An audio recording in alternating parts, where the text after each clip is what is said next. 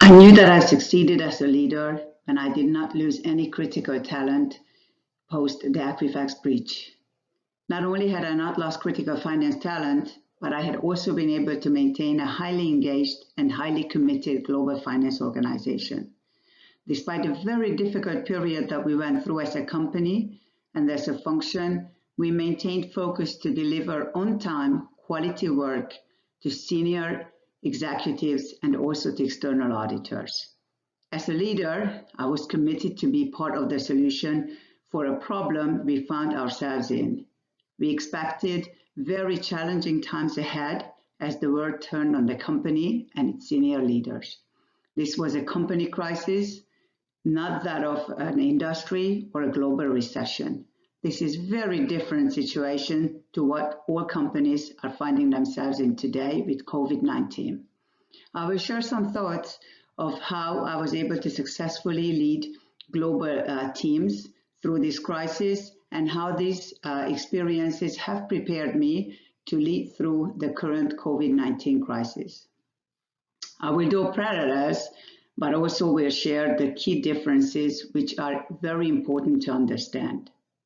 Let me take you back to 2015 when I started with Equifax after repatriating from the UK 8.5 years working as the CFO for McKesson Health in Europe. When I joined Equifax in March 2015, the stock price was at $93.38. By August of 2017, when we announced the second quarter earnings, the best quarter ever for the company, the stock price was at $145.43. About a month later, when we announced the breach to the public, the stock price plummeted to $92.98. It took years until investors regained trust with the company leadership, helping the stock price rise to $142.87 when I left Equifax in January 2020. Of course, the great economy, the strong stock market was also a very important part of the price that we were able to achieve. As I reflect on the past and analyze my actions as a leader over the past 5 years, I realize the importance of leadership, not only when the times are challenging and people look to us for guidance, but also during the good times. When I started in March 2015, I invested about 6 months to meet my teams and all business leaders and stakeholders across the globe. I focused on gaining their trust and support, knowing that I would be working with them very closely on a daily basis and most likely would not see them more often than once a year on an optimistic circumstance. The investment paid off, to say the least. My first and foremost focus was creating a high-performing and highly engaged finance organization, starting with my leadership team. Some didn't make the journey. By the end of the first year, 2 of the 14 direct reports left the organization, but the majority stepped up and embraced the new challenge and opportunity that my leadership introduced. They welcomed the open, transparent, safe environment I created where conflicts could be discussed and resolved, which previously was more difficult. Having fully aligned leadership teams is always important, but having a team spread across 24 countries made it even more important to me. In addition to visiting teams physically, I also used all channels of communication to be present with them on a daily basis. The approach built commitment and loyalty from the team. I rolled out a number of recognition programs recognizing individuals, managers, and teams specifically focused on women and their leadership in finance and also up-and-coming talent. I also invested in developing the talent. Mentoring, I personally mentored individuals from third world countries where women are not often seen in finance leadership roles, and also hired an outside small company in Latin America to help the up-and-coming talent to become better and prepared for the next CFO was available in the region. So by the time the summer 2017 arrived, which when the breach happened and was publicly announced, I had a great team whom I knew I could count on no matter how difficult the circumstances we were facing. Little did I know that we will be tested for the next couple of years, tested as leaders and as finance professionals. And we stepped up and did a phenomenal job. Very quickly after the breach was announced, the stock price dropped to $92.98. As leaders, we had to step up very quickly. The panic hit in. We were watching the stock price fall by the minute, and we were all nervous because we didn't know what the bottom was. John F. Kennedy once said, "When written in Chinese, the word crisis is composed of two characters. One represents danger, and the other represents opportunity." I saw an incredible opportunity to step up and lead my team through the crisis. I knew I had a strong team who trusted me and would follow me. I stepped up the communication efforts, the frequency of communication, and also the depth within the organization, reaching out to even further people below in the chain, just to calm nerves. People reacted to crisis differently and wanted to be heard and also wanted to hear from me. Crisis energized me, and I became very focused on the job ahead, leading my team through the choppy waters and doing whatever was needed to satisfy all the external requirements. People process information at different pace, but in general, my experience is that the more frequent the communication, the better it is for all of us. Visible leadership is what is expected. We knew that we had to buckle up and just do whatever was necessary to satisfy all requests from internal leadership and external auditors. As the stock price dropped dramatically, our attention very quickly turned to liquidity. Being a financial leader, there were 5 key areas that we immediately needed to focus on. Being a global company, it was important to very quickly understand where our cash was. So we worked very hard with the CFOs, aligned with the treasurer, to understand our cash position and see how we could repatriate cash to the country. Logistically a challenge, but with careful planning, we were able to accomplish what was required. And post the breach period, we established new rhythm just to make sure we had our eye on cash. Understanding our payment terms with key vendors was also very important. Historically, we have been quick to pay bills, and now, as we were preparing for a stressful period, liquidity was important, and we wanted to make sure that we could extend our payment terms with key vendors. Of course, collection efforts had to be stepped up so that we could collect on all bills outstanding and again strengthening our cash position. Stopping all non-essential spend was one that some people had difficulty understanding, but again, what was not required for the business to continue moving forward had to be slowed down. And freezing all hiring, backfills, open positions was very difficult. We had some people leave the organization and the work didn't stop. We had to continue working with less people doing the job that was required. That was a very difficult message for people to understand. John F. Kennedy once said, "When written in Chinese, the word crisis is composed of two characters. One represents danger and the other represents opportunity." I saw an incredible opportunity to step up and lead my team through the crisis. I knew I had a strong team who trusted me and would follow me. I stepped up the communication efforts, the frequency of communication, and also the depth within the organization, reaching out to even further people below in the chain, just to calm nerves. People reacted to crisis differently and wanted to be heard and also wanted to hear from me. Crisis energized me, and I became very focused on the job ahead, leading my team through the choppy waters and doing whatever was needed to satisfy all the external requirements. People process information at different pace, but in general, my experience is that the more frequent the communication, the better it is for all of us. Visible leadership is what is expected. We knew that we had to buckle up and just do whatever was necessary to satisfy all requests from internal leadership and external auditors.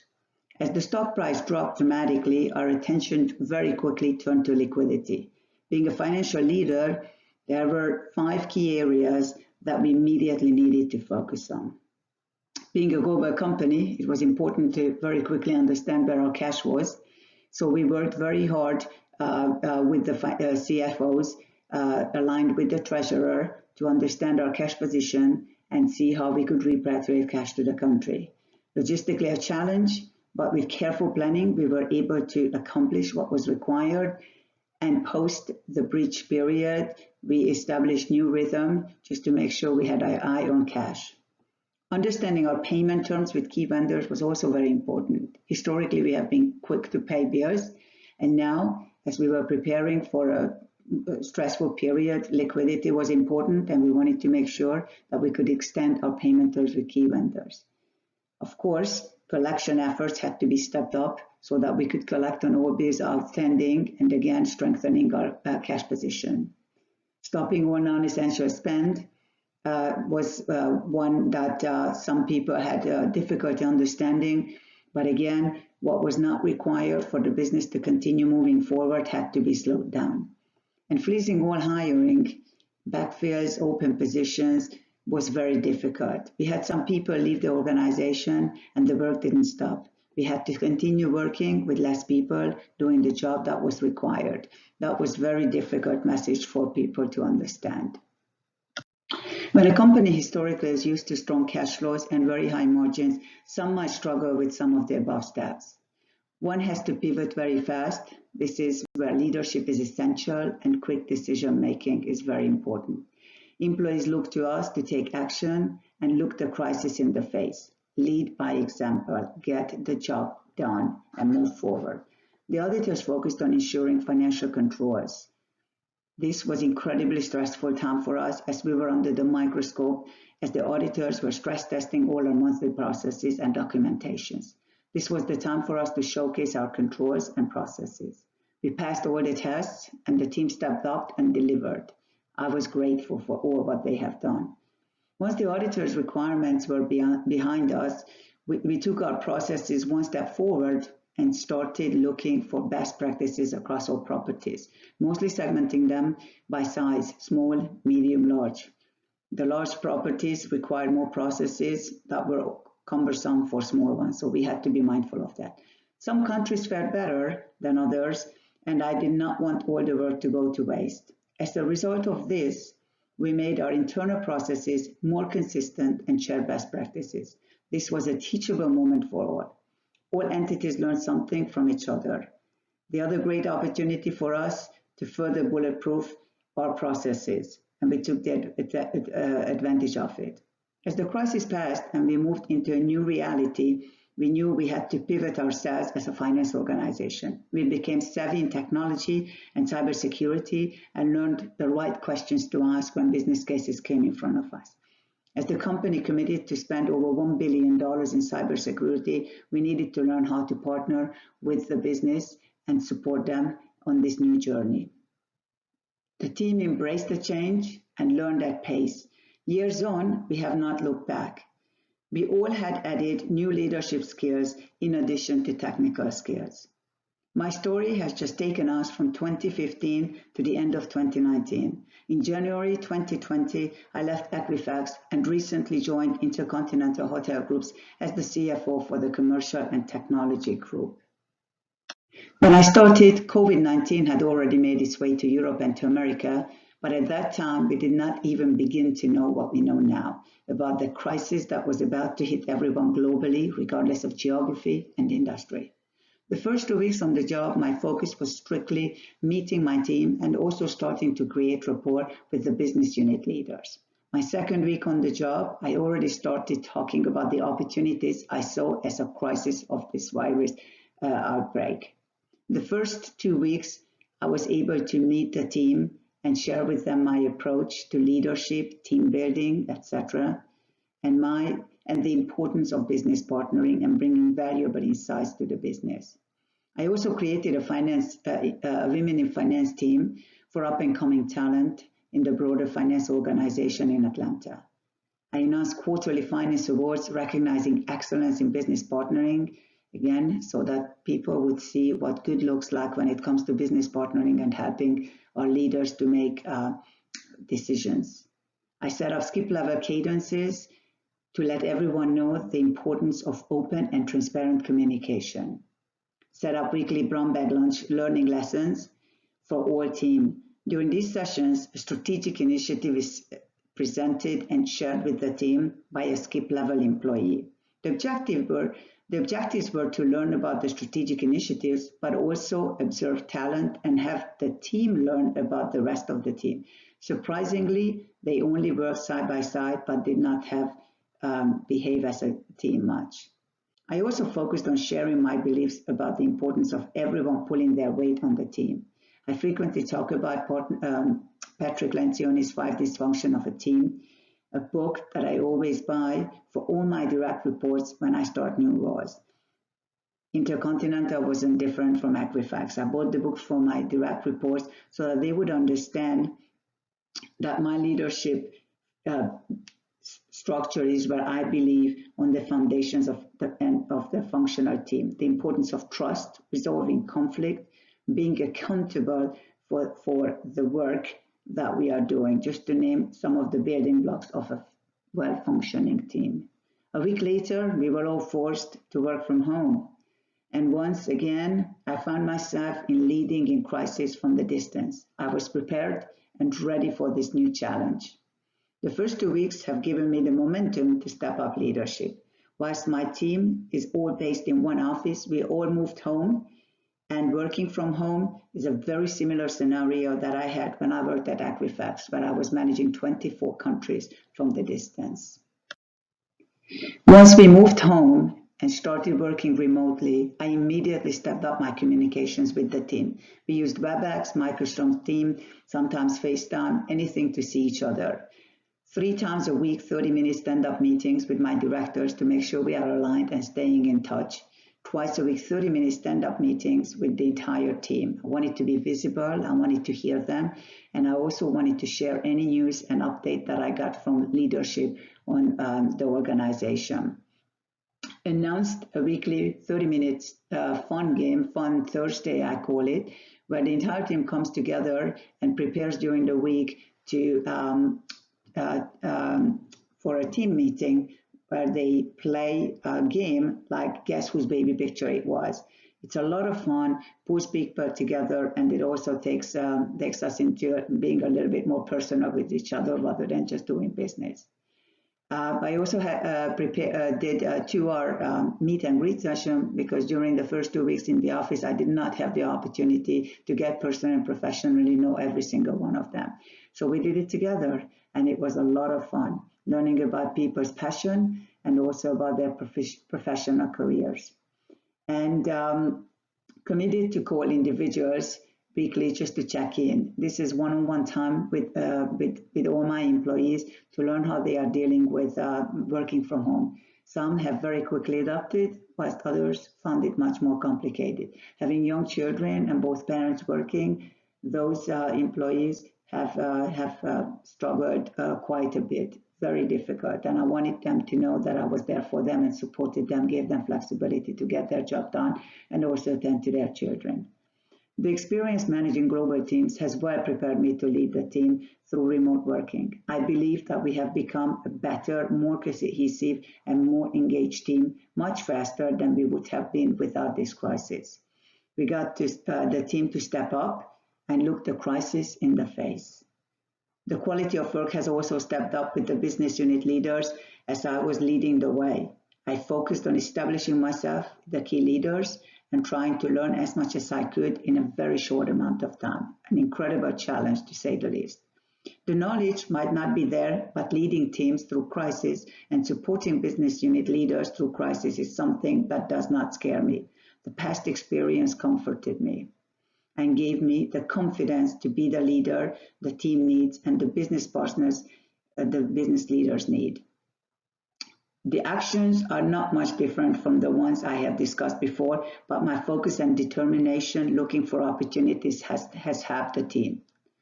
One might ask how leading through the current crisis has compared to the one that leading through in Equifax.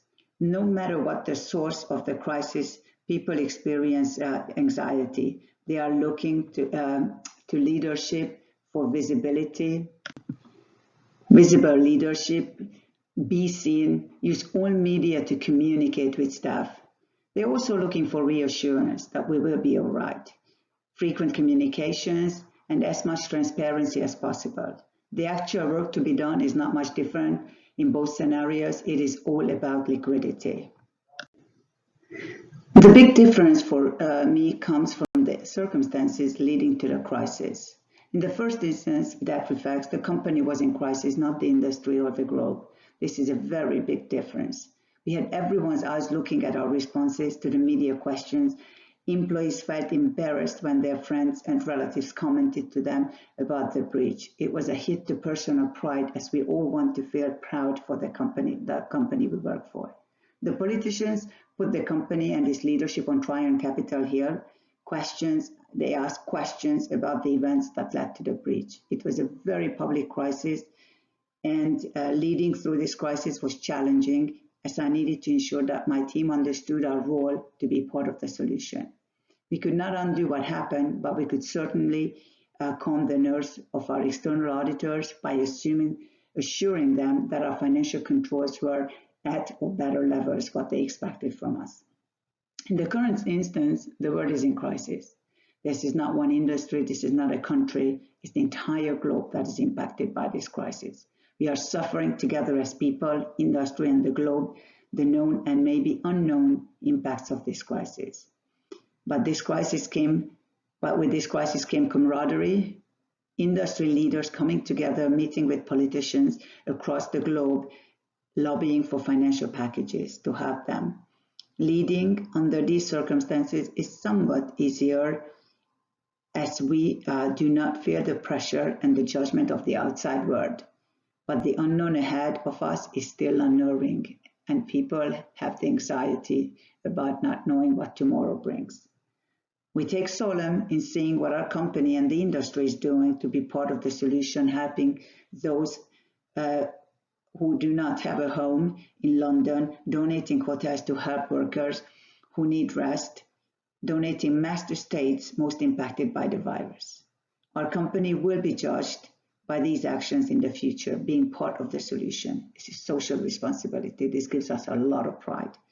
Now, as we sit here in early April and we don't see an end to this crisis that has swept across the globe, we will need to continue stepping up leadership and support our teams as they look to us for questions. We also need to stay very focused and deliberate, identifying opportunities for our business leaders to consider. Einstein said, "The world is a dangerous place, not because of those who do evil, but because of those who look on and do nothing." Be part of the solution. Find opportunities in the midst of this crisis that could benefit you and your team and the organization that you are a part of. Be prepared to face the worst and plan scenarios so you could trigger should you need to.